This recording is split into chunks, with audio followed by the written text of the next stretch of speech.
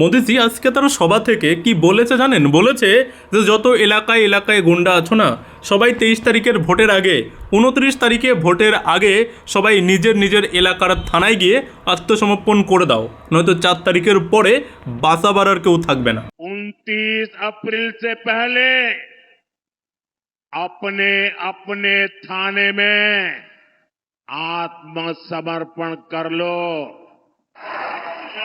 पर 23 तारीख के पहले कर लो, क्योंकि 4 मई के बाद कोई भी बच नहीं पाएगा।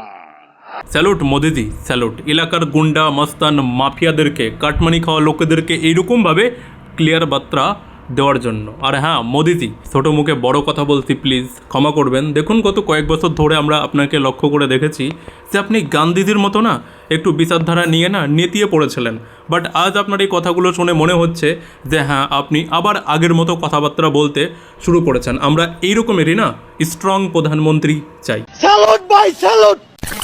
আর দেখুন আমাদের প্রধানমন্ত্রী মোদিজি তিনি যে কথাগুলো বলেছে সেগুলো সিন্ডিকেট, গুন্ডা, মাস্তান যারা ক্রিমিনাল রয়েছে না তাদেরকে বলেছে, কিন্তু তৃণমূলের ওই কচুবন মন্ত্রীর আবার খারাপ লেগে গিয়েছে। আজকে প্রধানমন্ত্রীর ওপর থেকে, মঞ্চের উপর থেকে বলে দেবেন আত্মসমর্পণ করো? ভারতবর্ষে একটা সংবিধান নেই? আরে বাপরে বাপ, কত বড় সংবিধান মানা দলের নেতারে বাবা।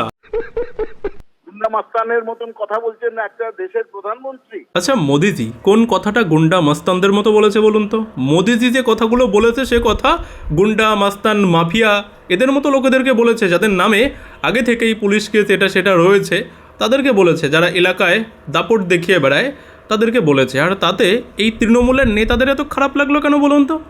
ও আচ্ছা আচ্ছা, ক্রিমিনালদেরকে নিয়ে এরকমের কথা বললে ক্রিমিনালদের নেতাদের তো খারাপ লাগবেই না।